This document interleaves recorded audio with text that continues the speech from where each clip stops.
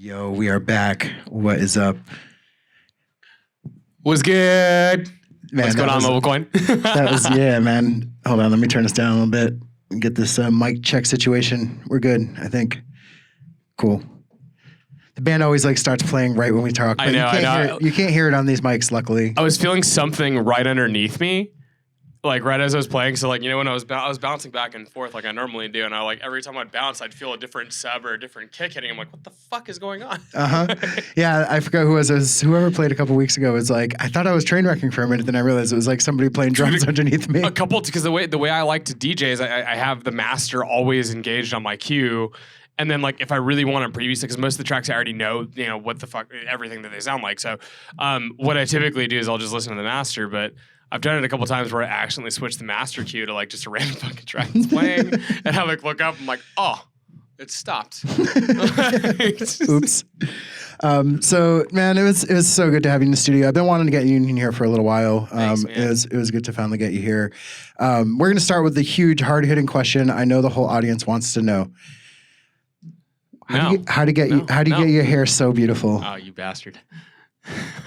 It's so luscious. Look at I've been trying for so long, and it's just frizzy, and yours is so nice. You have such a nice mane.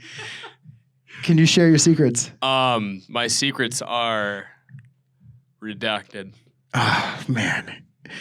Someday we'll get it from you. I actually use pizza grease. Oh, perfect. That's a good one. It's a nice way to keep your hair smelling good. Yeah. And also very, very just soft. And if you like animals, they'll just follow you around. Exactly. Yeah. No, if you like any carnivorous animals, they'll follow you. Yeah, that's a good. I'm gonna try that. We got some pizza. Will you rub some pizza grease in my hair later? I'll nub some pizza. Sweet, grease in your hair. amazing. All right, let's get to know you a little bit more. When did you start DJing? How long have you been DJing for? I started DJing right as I got out of middle school. I was obsessed. Mainly, I wanted to make music or digital music, and I just had no fucking clue how to do it.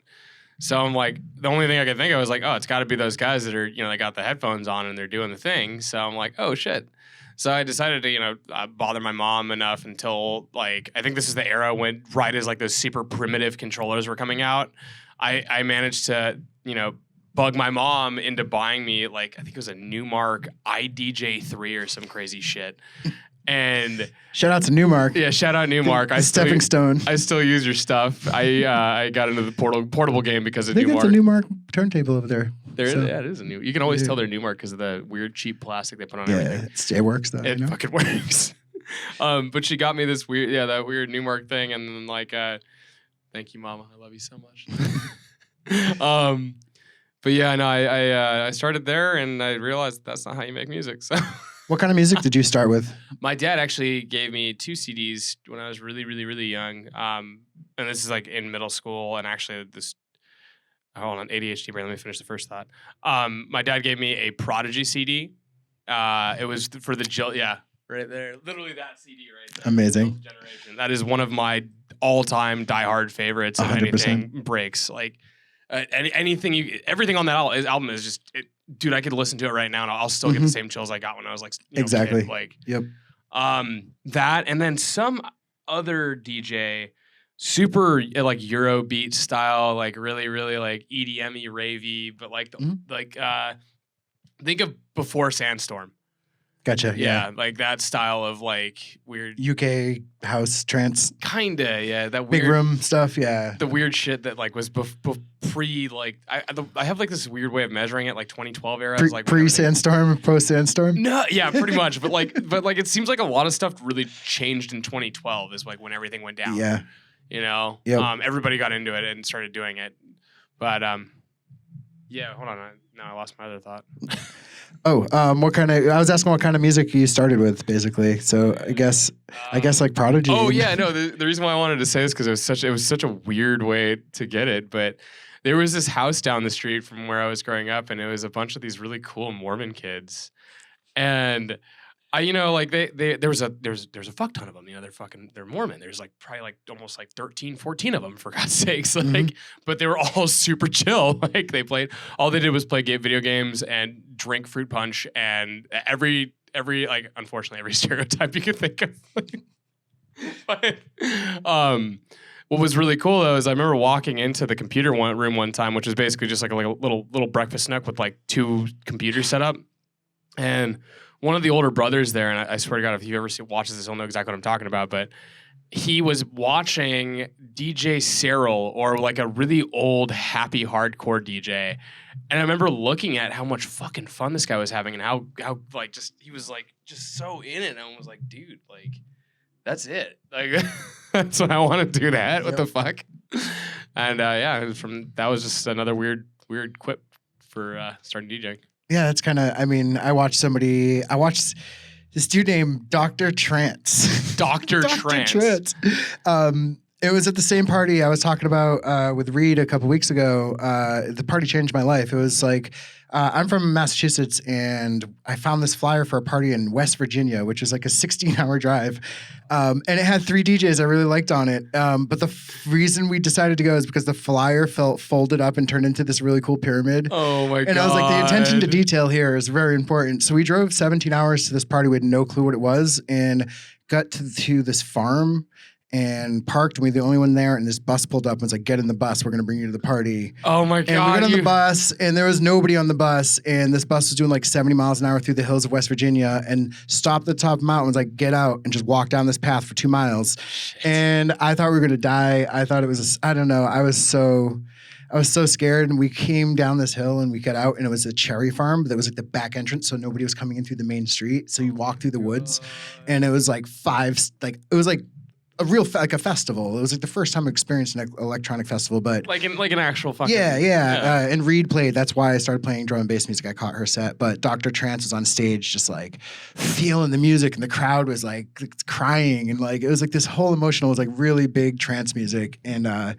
yeah, I was like, that's what I want to do. I want to make people feel the way that dude is making it. Yeah. Like that, I watched the synergy between the audience and the DJ for the first time, and was like, that's really incredible. That's what I'm saying. Like the way this guy was like fucking just, and dude. And the other thing too is he was throwing out fucking LPs into the audience and stuff too. And I'm just like, oh, yeah, what? Like what the fuck? Yeah, man. It's really fun, man. It's fun to think about what inspired you to actually. I guess you said that you just kind of like stumbled upon it, but were you into electronic music when you started, or were you like into other kinds of music? Oh, heavily. Like actually.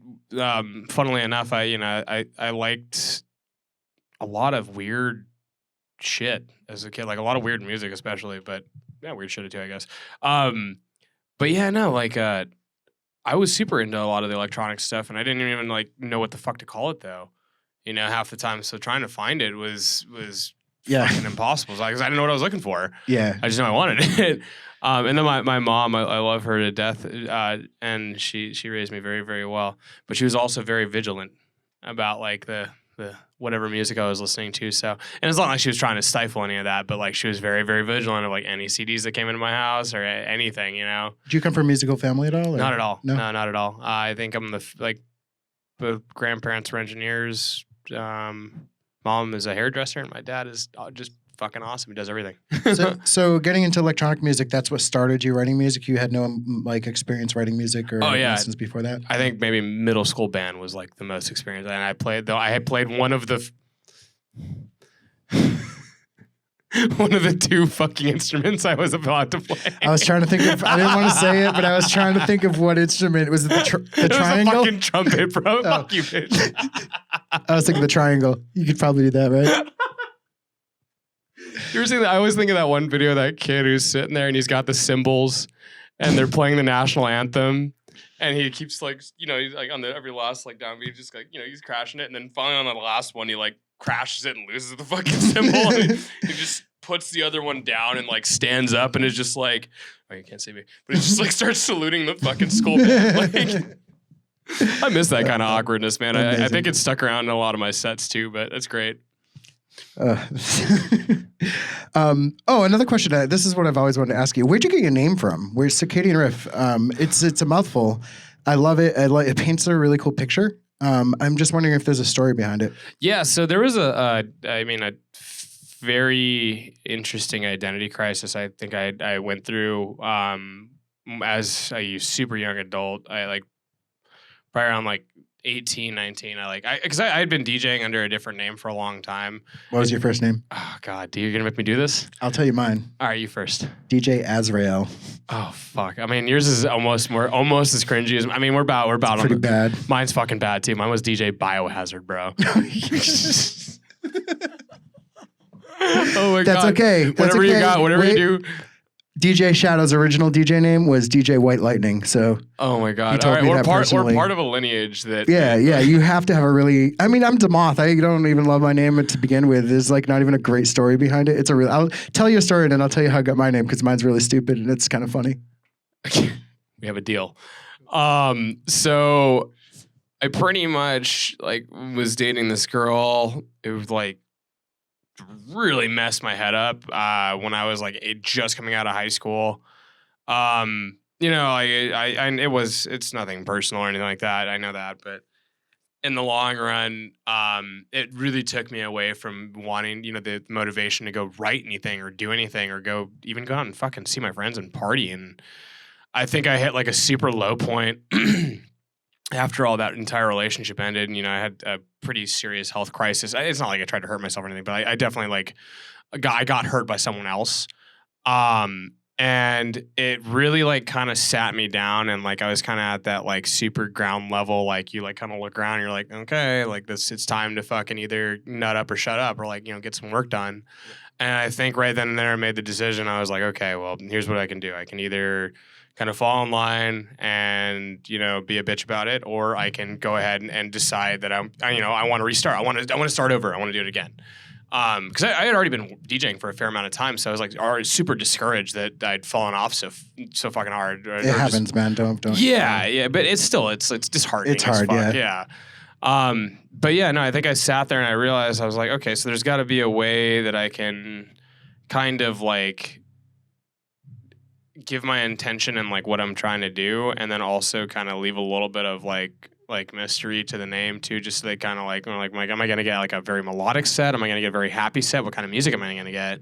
Mm-hmm. And what makes me happy is that I picked a name that has kind of like been adaptive to the different styles of music that I've worked through, because I've gone from really soft styles of music, really melodic styles of music, to really, really like heavy and gritty, distorted. I personally love the distorted stuff. You get my speakers a workout. Love it.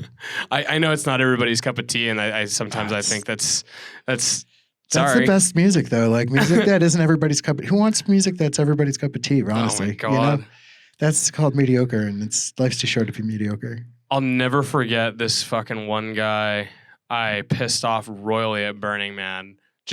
And made him, and fucking enraged him, bro. Like, I've never seen someone that mad. I can see your music. Your music is it can be very enraging. Like, if you don't like it, it's like, it's crazy. I want to ask you about that more. Like, did you, it's very like borderline industrial music. Were you into industrial at all? I love techie shit. So, and like, my brain is like super hardwired ADHD. Did you listen to metal or punk? Oh, yeah. No, you can hear the metal and punk influences in your breaks. Like, yeah, I mean, for fuck's sake. Yeah.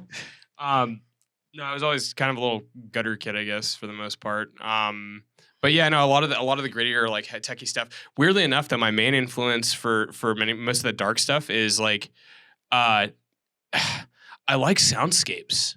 Yeah. I really like soundscapes. I like being a lot. If you'll notice that, like a lot of my mixes and stuff like that are very, very weird, or just like they take you out for a second. I love how your drums just drop out and then come back at random times, but like super on beat, and then like I'm trying. Yeah. Oh man, no, it's so good. It's so unexpected.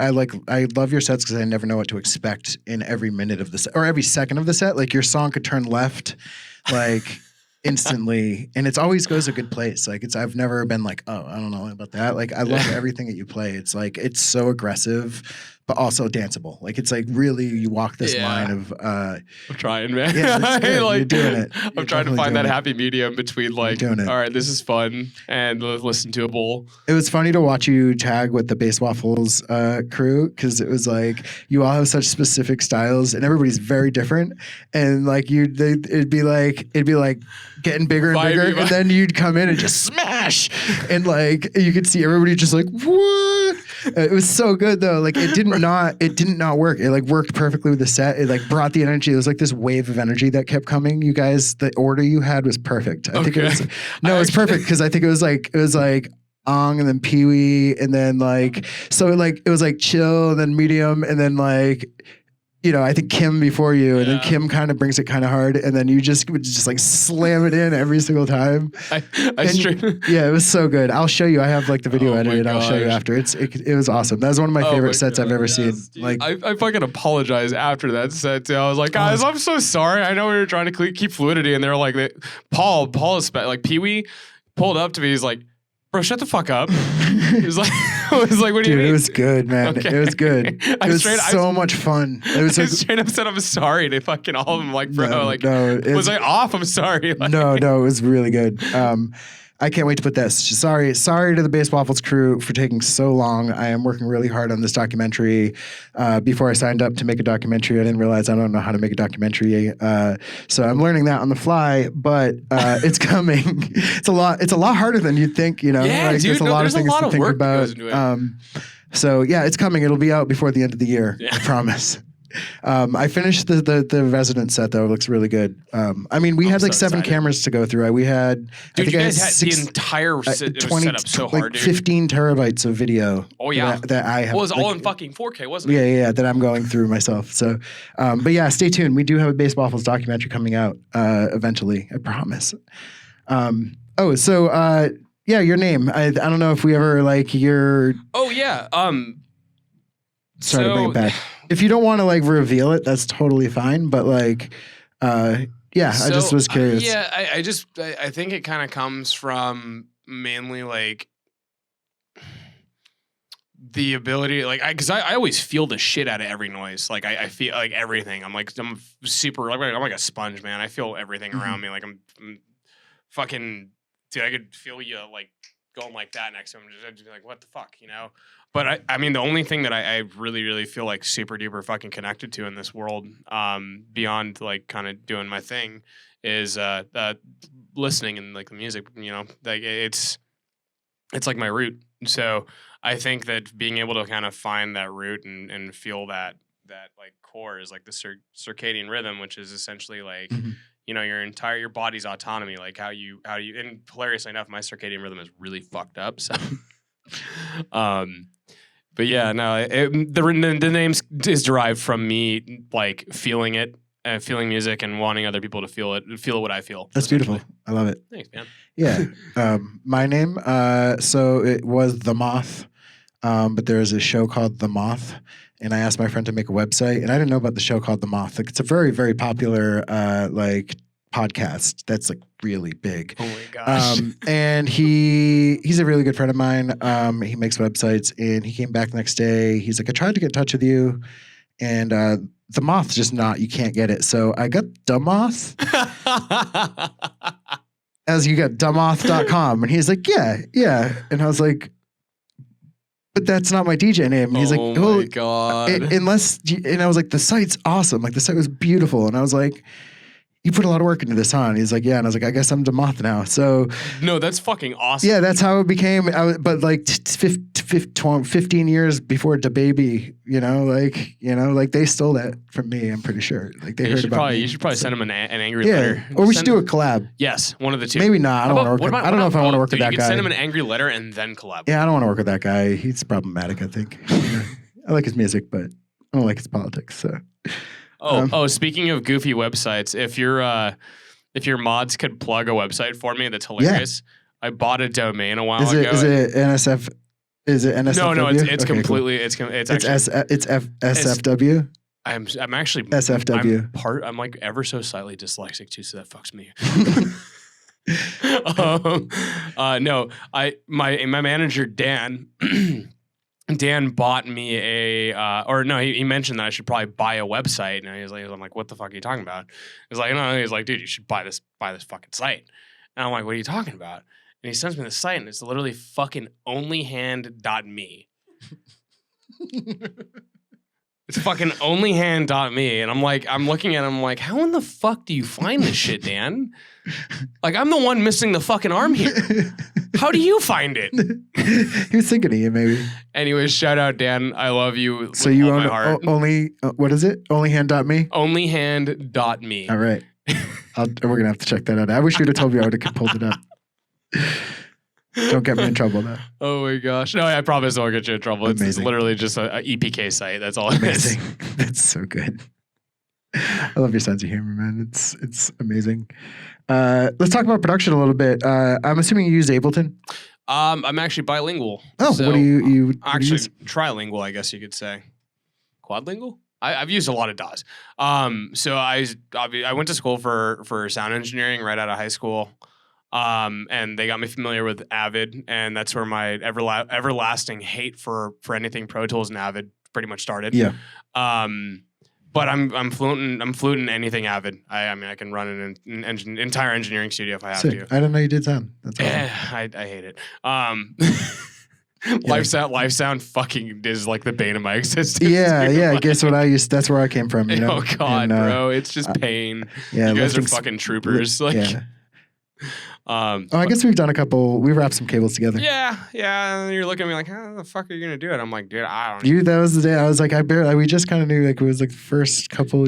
Holy shit, it was. It was like we just kind of met each other. And that was just super. Like, yeah, and that you was, like picked up a cable and you over-undered a cable, and I was like, I love you. You're like, what the fuck? I love you. You're like, look at, I can't. Why do you know that? Yeah. It was incredible. My favorite one is watching like actual electricians that do those braids where they'll do like the whole braid, and like watching it, like either it's a live sound tech or an engineer trying to unravel one of those things is so fucking funny, dude. Yeah. It's if you ever off topic, if you ever want to piss off a live sound guy, don't braid. Yeah, that, but also braid their cords. They'll fucking hurt. They will actually hurt you. So when I was on tour with Porter, they would give me we had a skeleton crew, and we would show up to a show, and they would give me like a bunch of volunteers.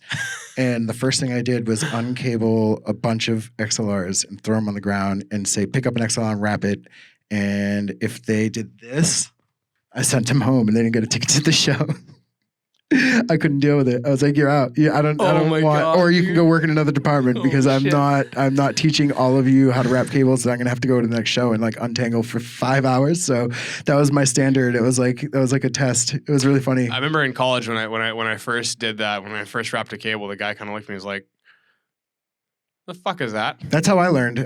My mentor, rest in peace, Hatter, passed away about 10 years ago. When I accidentally got a job at Avalon, being like one of their head sound engineers, when I've never touched a soundboard in my life. When I first moved out here, and I lied my way to the job, and the guy knew it, and the first thing he did was throw me a cable and say, wrap that, and I wrapped it around my arm, and he untangled maybe 100 cables and wrapped them in ball, and he said, you're going to stand here and wrap all these cables until you figure out how to over-under them and get them all perfect. And he would come back, and if it was like one loop off, take it off and untangle it again, and it took me hours. And then, dude, what a fucking man. Like, I wish somebody did that to me, He was the best mentor, and he was awesome. Yeah. It's so important. You got to have that fucking thing. Shout outs to Hatter. It's so important. I mean, it makes your life easier. Prep for the next gig, you know? Oh, yeah. Super important.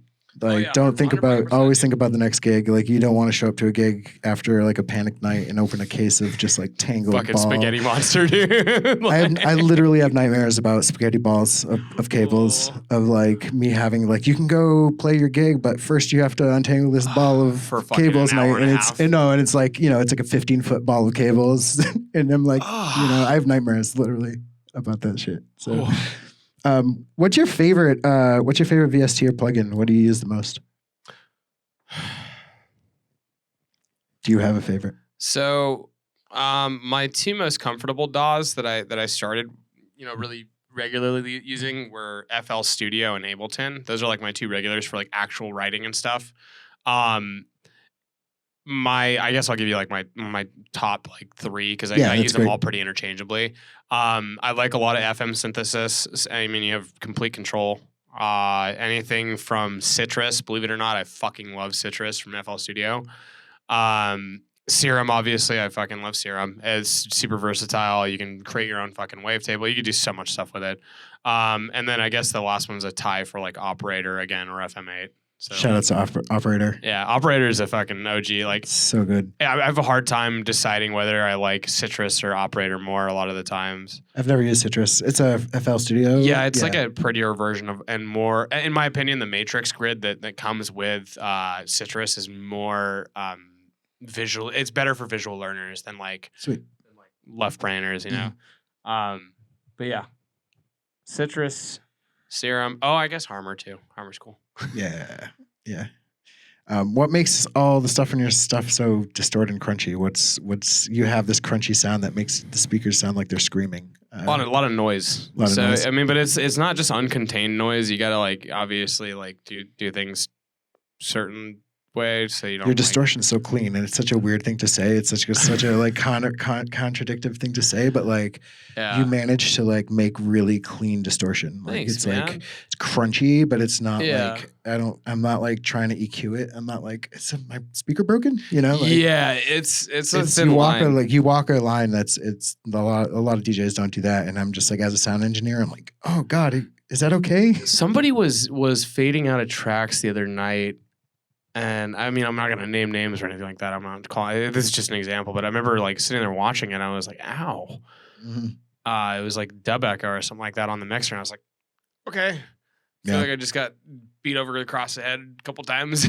But I don't know. I remember hearing that a couple times. I'm just like trying to avoid that as much as possible. I want it to be as like dirty but as clean as possible at the same time. You know. How was Unts? Holy shit, dude.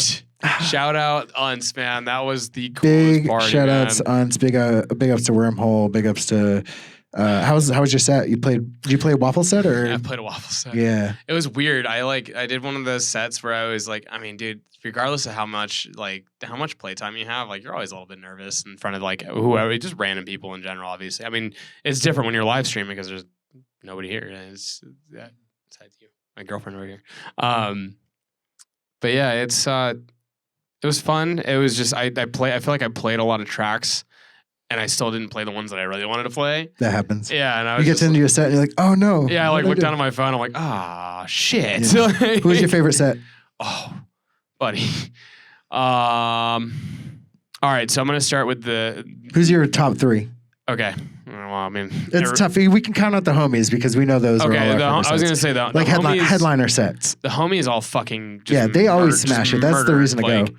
But like I'm talking like people like headliner sets, like bigger artists. I think hold on. I'll highlight one or two homie sets that I was like super fucking into. For sure, Chark. That shit was fucking insane. I love and definitely the fucking Nick P Mirror Maze back to back was something to holy shit, man. I don't know either of them. Dude, they need to do like a way later set for sure. And then obviously fly bass music, fucking everybody from Wavecraft Collective was super sick. All of Wormhole was always super sick. Fucking everyone, dude. It was so nuts. Yeah, like, I figured that was the answer. I just I'm so sad I missed it. Who was your least favorite set? No, I'm just kidding. I was like, fuck off. I'm not. No. But the headliner sets, I hate the best headliner set, dude. I'm gonna say it. Everybody's gonna say Shades, man. No. Resonant Language hasn't beat. That shit was like I've never heard someone with that kind of control. That it just unfucking believable. I'm sitting there like. My girlfriend's sitting right next to me. I'm just like sitting there. I'm like, not everybody else is dancing. I'm just sitting there like, what the fuck? You fucking you dark wizard. Like, what are you doing up there? Like, how are you doing that? Amazing. You know? Followed by Shades. Shades was fucking crazy. God, man, what a lineup. This is the first year I wasn't booked for the weekend and then had to choose not to do it because I am doing a couple other shows and can't take.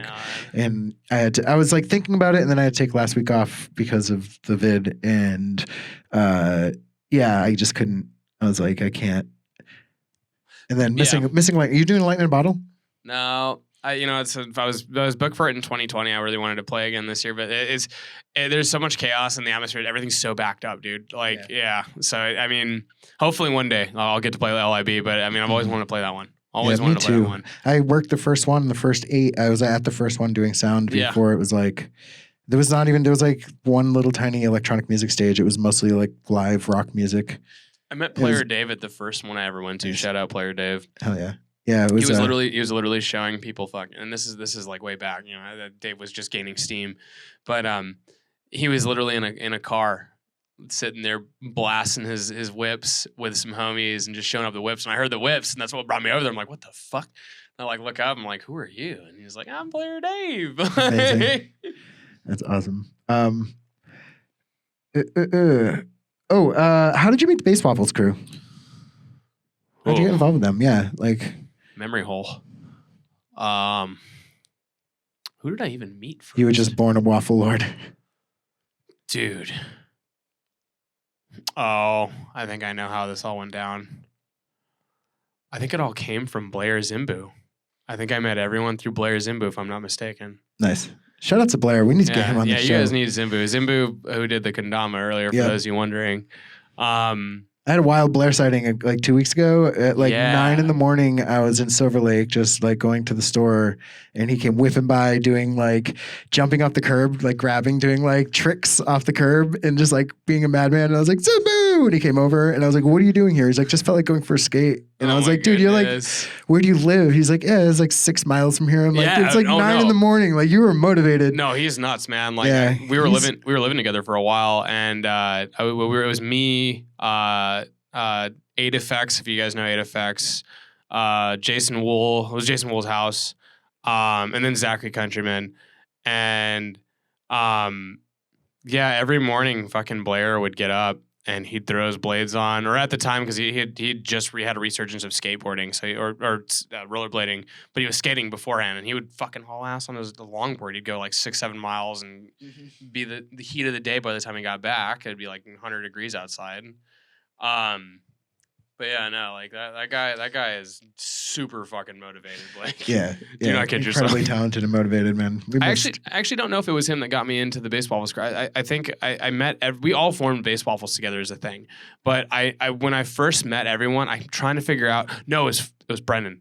It was Brennan Fluctuating Frequencies who I met first, I think. Shout out Fluctuating Frequencies. Yeah, because I met him in the desert at I was harassing him and Daisy at dude, it must have been like 7:30, 8 a.m. and they were peacefully eating breakfast, their can of beans. They just heated up on their fire. And my hyper has just been up for the last 12 hours, just looking at them sit down next to them, talk their ears off, and they're just like, okay, good to meet you. Thank God that happened. Yeah. You guys have a special crew. I mean, Bass Waffles. Shout out to Bass Waffles. Shout out Bass Waffles. So much love to them. A couple more questions, and we should back to back soon. Yes. What's a good one? Cats or dogs? I am so evenly split on cats or dogs. I can't answer that. Me too. Yeah, I have a cat and a dog at the house, and they're my children. So, how long have you been scratching for? On and off. Oh, not too long. Maybe I walked into Astro DJ, which is a really great shout out to Astro. Shout out Astro DJ. If you guys don't need any gear fixed or anything like that, that is the spot to go in Burbank. Yeah, just go in and hang out and play with their gear. Yeah, they do once a year, usually on my birthday. I don't know if they've done it in a while, but they do these blowout sales every once in a while, and it's always on my birthday. And I go in there and buy old speakers that were $300 marked down to $20. Yeah. If you get in there early. So yeah, shout out to Astro. They're awesome. Yeah, I've known them for, since I was probably 16. Because I was looking for stuff at one point or another, and I you know what? I was looking to get something repaired. It was a CDJ 800 MK2, and I was looking for a shop to get it repaired because I just picked up my first pair of CDJs. They're the only ones. Yeah, and I called them you guys do CDJs, and I was so fucking nervous because I thought they were gonna just steal them. It was my first pair of CDJs, and the weight on the platter was going out. When they stop detecting your hand being there or whatever. So I found them, and they have this crazy Russian dude in the back that's just a fucking wizard with anything electronic. So I know. You know exactly what I'm talking about, He's he was 90 years old 10 years ago. Yeah, he's still there. I think fucking 90 years old somehow. Yeah, I don't know. He's just. Shout out Sive, shout out Brennan, shout out Craig. Those are all the people you need to talk to over there right now. Go to Astro DJ. Shout out MobileCoin. I love you guys too. Yeah. Yeah, hell yeah. The story though. I walked in there and they were having a scratch battle, and these guys were really cool. And they were like, and this is how I found out about portables too. And they were like, "You want to try?" I'm like, "Fuck yeah, I want to try." And ever since then, I've been fucking super into it. And then Jesse Dean actually gave me my first fader, or my second fader for my PT-01 at a place that I can't say, but yeah, shout out Jesse Dean. See if there's any questions in the audience. What's the best waffle you ever had? Huh? What's the best waffle you ever had? Oh, dude. I'd have to say the ice cream waffle was just fucking unreal. Yeah, spoilers from the documentary. That was like, we talk about that in the documentary, but that's okay. We'll give you a little sneak peek on what the hard hitting substances are in this. We just ran ice cream. No, it's fine. It's fine. It's fine. Just spoilers. Don't tell anybody. Don't hashtag ice cream waffle or anything. We got to keep that on the wraps. Oh my goodness. Something we ask every artist, we'll wrap it up with this, unless there's any interesting questions in the audience. How do you regard privacy in the act of creation? Is it important to you, or does it not mean much to you? Yeah, as obnoxious as I can be, I'm highly private. Like I like being obnoxious because it makes me feel comfortable, and sometimes I hope it makes other people feel comfortable so they can be as obnoxious or feel like they can be whoever the fuck they want around me. But yeah, no, I'm highly private in a lot of the stuff that goes on in my life, stuff that's happening in the background. Like I don't really, I think it's very valuable. Very valuable. Definitely. Should you bring your own eggs? Yes. Yes. The answer is yes. You should definitely bring your own eggs. If you could bring eggs. That's from Earthquakes and Asteroids. Asteroids and earthquakes? Yeah. Wait. That's a weird name. Asteroids and earth farts? Wait. It's a weird name. Wait. No. There's a name that he had. Is a name? Hold on. Earthroids and Assquakes. That's what it was. There it is. Cool. Earthroids and Assquakes. Cool. Check him out. I hear he used to make music or makes music or he does. He makes video games now or video game music now. He's a boss. He's on some crazy. We're waiting shit. for that. We're waiting for that insane video game remix album to come out. I mean, David. he's right where I'd expect him to be. So yeah, no. Guys. Shout outs to all seriousness. We love you, David. Shout outs to Asteroids and Earthquakes. Shout out. Asteroids. Super happy. To everybody at Bass Waffles. Yeah, shout out to everybody at the Bass Waffles crew, as we say every week, pretty much, because they're family and we love them all. We got to get the rest of them in here. I think there's a couple we haven't had in here yet. So, absolutely. Yeah, let's get the rest of the crew in. Any weird questions? Any more weird questions? Yeah, fuck pancakes. Yeah, that's 'em. Yep. That's a question. Bleep boop bleep. I don't know. That's not. I don't think that's a question. Bleep bloop bleep. Yep. I think that's it. Cool. I want it back to back. I'm fucking down. Yeah, let's go play some music. I am going to throw in a video while we set up. Let's check out. What do we want to look at? I didn't really think about this part. I got a bunch of stuff on here. Oh, yeah. So Mr. Bill. Yeah, also, if you guys aren't following Carl yet. Sorry. Go ahead, do that. Yeah, XX Carl XX. He used to go by LSV. He's my secret lover.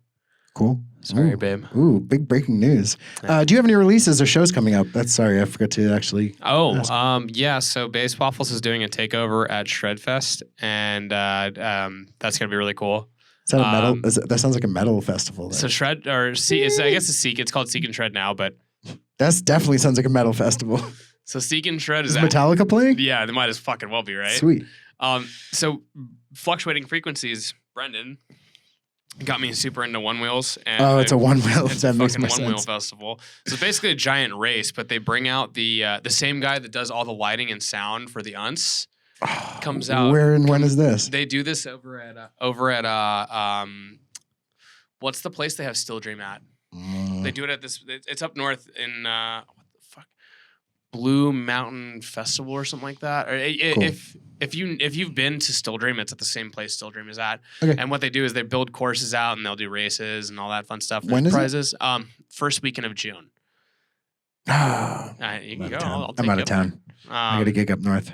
And then beyond that, I'm sitting on so much music right now. So if any of you could kindly hit me over the back of the head next time you see me and ask me to release it, I really need to. It's just, at this point, I've probably got about 8 tracks that are just ready to go.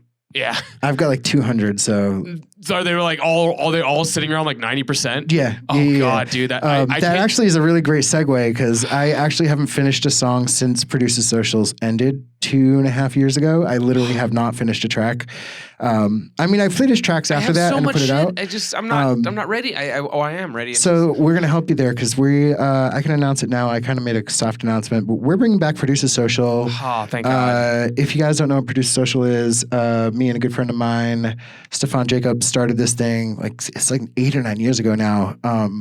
Where it's a music workshop where producers get together of all styles of music and we play unfinished music for each other and give each other feedback. It's an amazing. We already have like an amazing family that's gonna be part of it, and if you're not part of it, you should join us too. Producer Social. Yeah, we're gonna start doing that in September. We're getting things together now, finding a really good venue with good sound and everything. We'll be live streaming it too. It'll be on our Twitch stream, so you'll be able to send in music and get it reviewed. Hopefully, we'll be getting some like pretty big producers and stuff to come through and help do reviews. So. Nice. Yeah, give us a like, give us a follow. More to come on that. Cool. We are here. Thank you again. Yeah, That was thank awesome. You guys so much for having it's not me. goodbye. Let's go play some music, but this is probably the last time we'll have mics and chat. Thank y'all. Don't go anywhere. Give us a like and follow. We're here every Wednesday. Like I said, we have some really big shows coming up. Next week we have the CEO of MobileCoin. He's a DJ and a jazz musician. He's gonna come play a set.